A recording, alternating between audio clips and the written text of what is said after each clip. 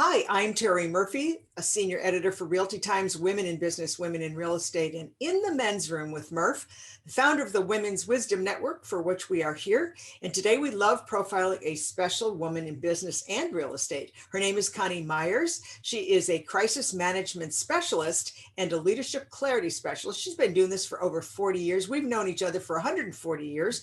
It's so good to have you with us, Coni. Thanks for joining us here at Women's Wisdom Network. Terry, it's such a pleasure to be having this conversation with you. Thank you for having me.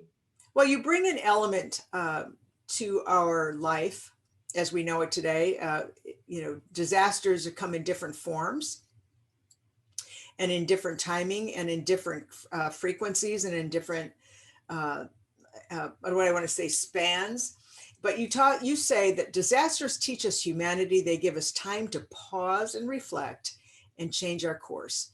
And that so aligns with what we do at Women's Wisdom Network. We know there's going to be rabbit holes and we got to be there for a minute, but we always look at those roadblocks as opportunities to discover new things. So I know that you have a history of being a FEMA inspector.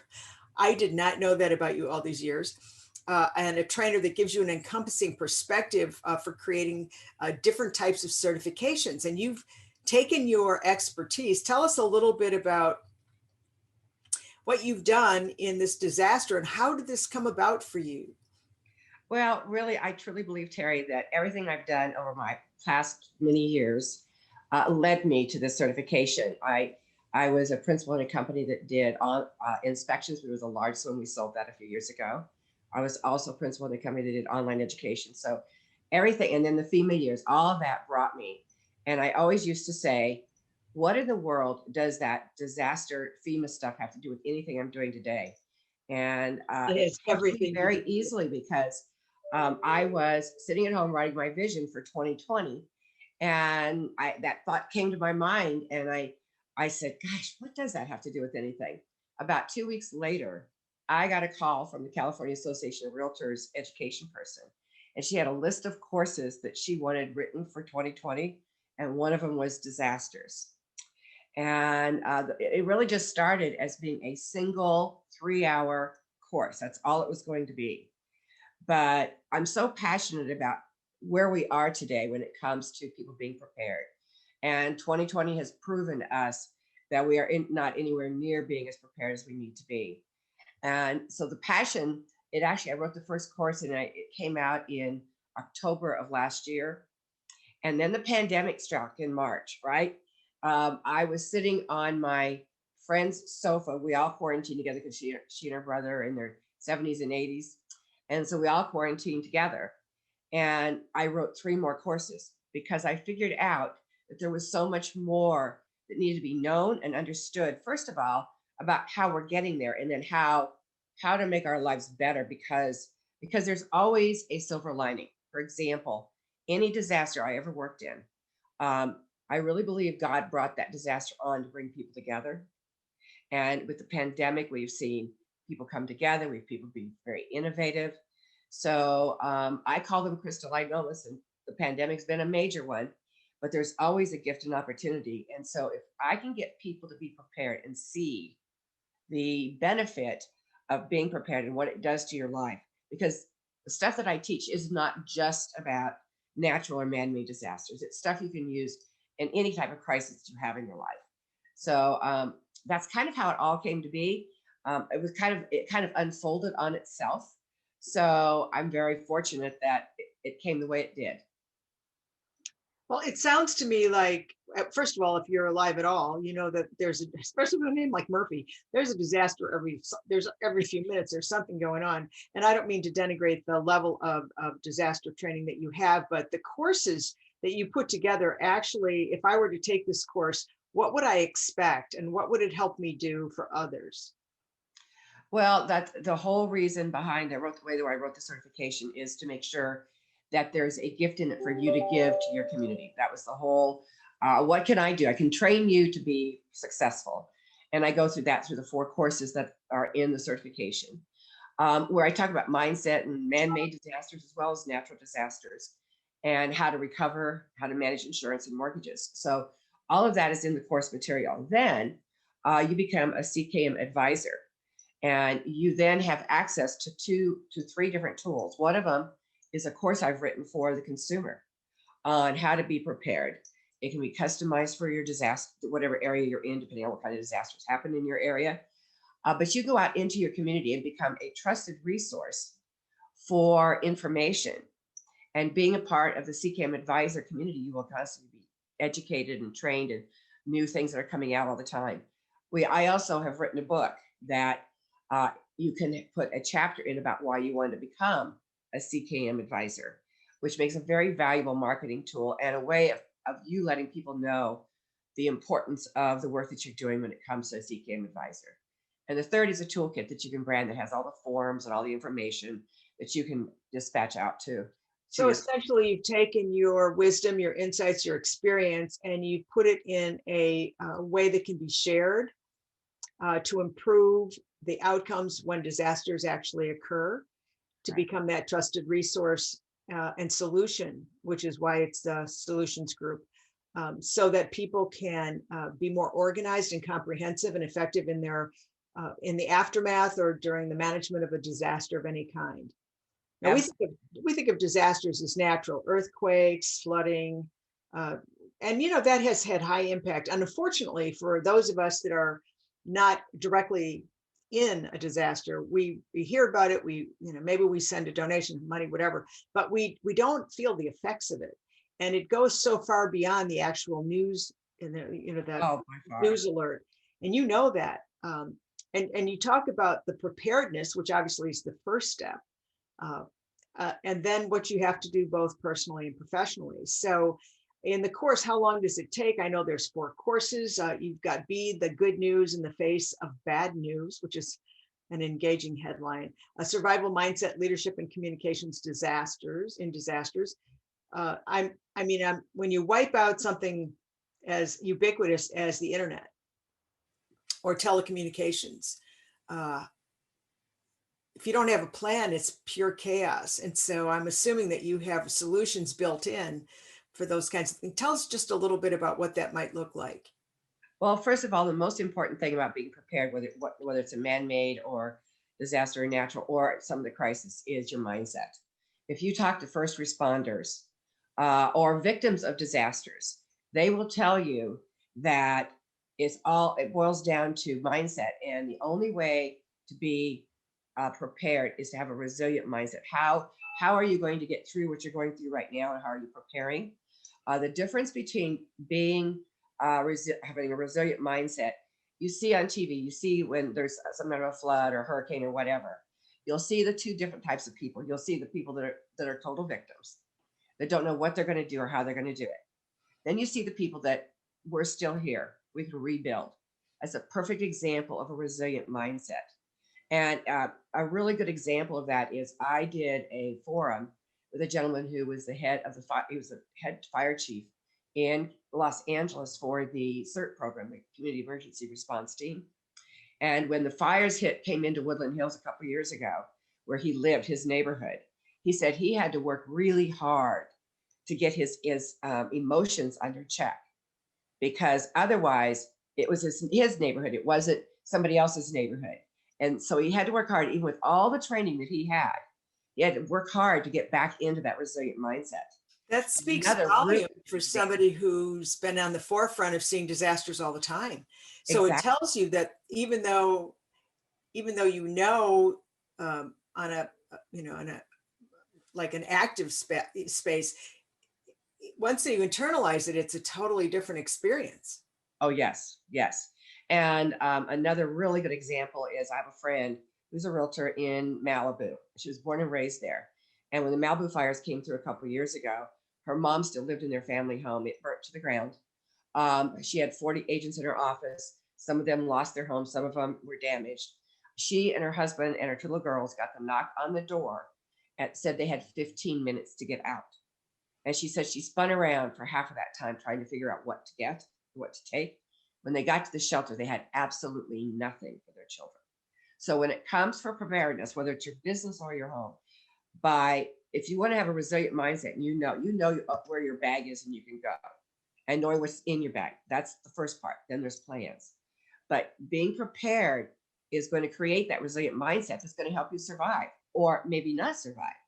If you are going into fear and really not knowing what to do, then your brain doesn't work properly. So the key, and then comes to recovery as well.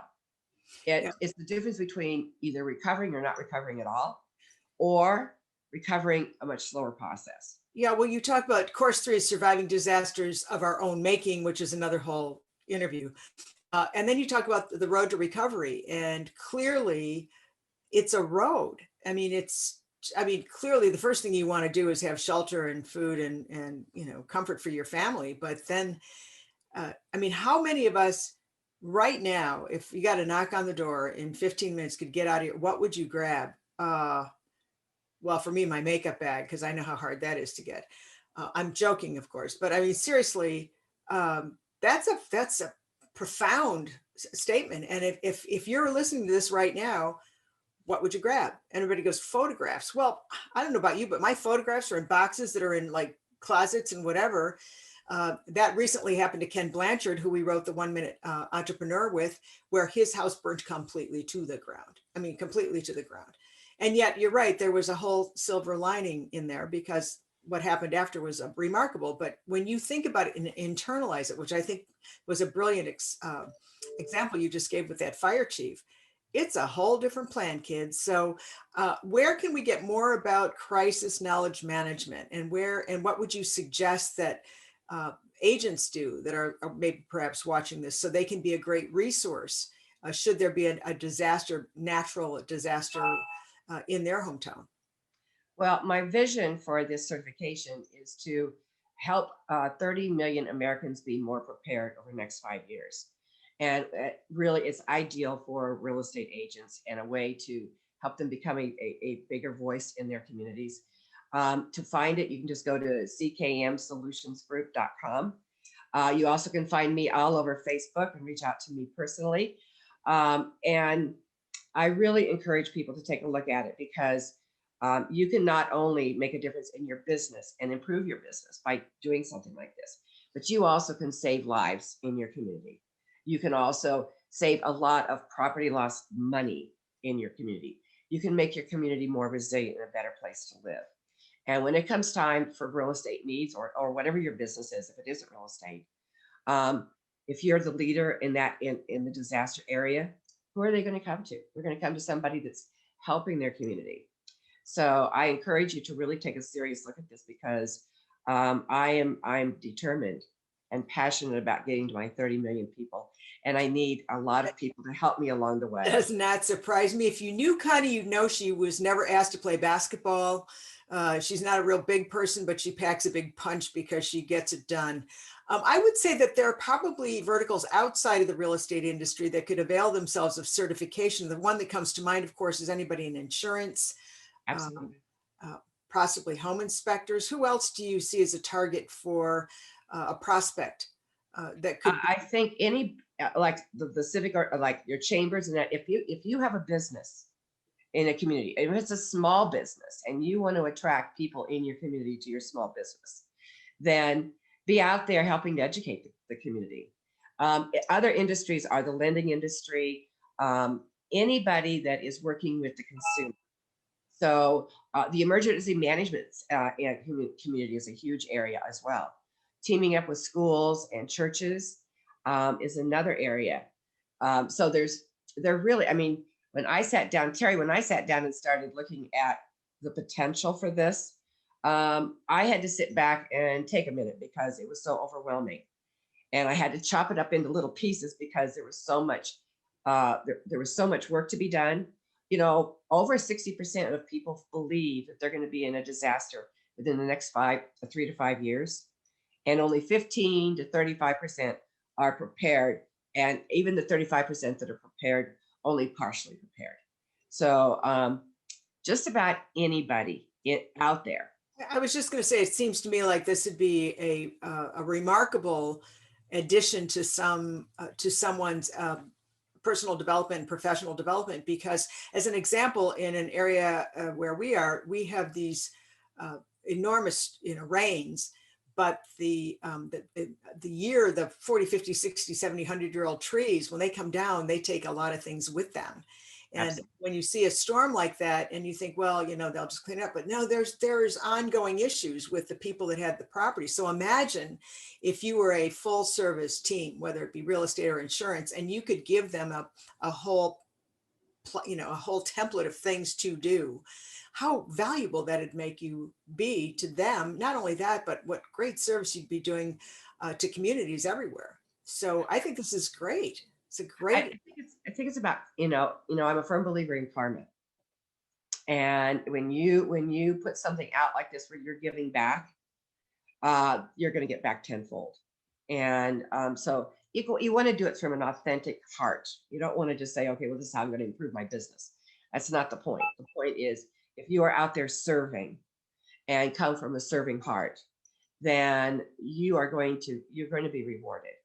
And people are going to look at you as somebody that they can trust as a resource. I think you bring up a good point. I like to say not giving back, because you don't have to give back just because you got, but you can give. And then when you think about the transparency and the authenticity of what you want to do to be a true value, it's a great differentiation in your business model, if not just in your personal core values. And so, Connie, I think you've filled a beautiful space that has not been highlighted as a real resource. And clearly you've got a great position in that space as being one of the leaders. And I know that you have a leadership program as well. Before we sign off, why don't you tell us a little bit about your leadership program? It's called Kick Butt Leadership. And kick butt is when mindful kick butt, yes. Kick butt leadership. And kick butt is when mindfulness meets vision, opportunity, and engagement. And it's really about mindfulness practices and how to use them, and how today there's not something that's just nice to have. It's actually a must have. If you have a business of any kind today, you really need to understand mindfulness practices. And I talk a lot about how it actually physically changes your brain and improves your resilience, your collaboration, and the ability to handle complex problems, which, by the way, how important is that when it comes to disasters? If you're going to be a kick butt leader when it comes to disasters, you really need to understand this process. So it's really all about becoming a kick butt leader. And it fits beautifully together. So if you're joining us, you want more of Connie, you can go to her site, which is ckmsolutionsgroup.com. I know they can find you on Facebook because there's Crystalline Moments, and there's you're just about everywhere for being such a little person, but packing such a large swath of gifts, of resources, of intellect and experience to others. We really appreciate you joining us on Women's Wisdom Network. I know we'll have you back again. Connie, just give them your email address. Sure. Just so they can contact you in case there's an opportunity to hire you for speaking or consulting. I'm sure you do all of the above. What would that be? It's Coni, spelled CONI, .Meyers, MEYERS, at ckmsolutionsgroup.com. So glad you joined us, and so grateful that you shared this beautiful expertise with us. I'm Terry Murphy for Women's Wisdom Network. Thanks for joining us. We'll have Connie back another time. Hopefully they're not for disasters, but how to feel really empowered if should there be one. Thanks so much, Connie, and have a great day. Thank you.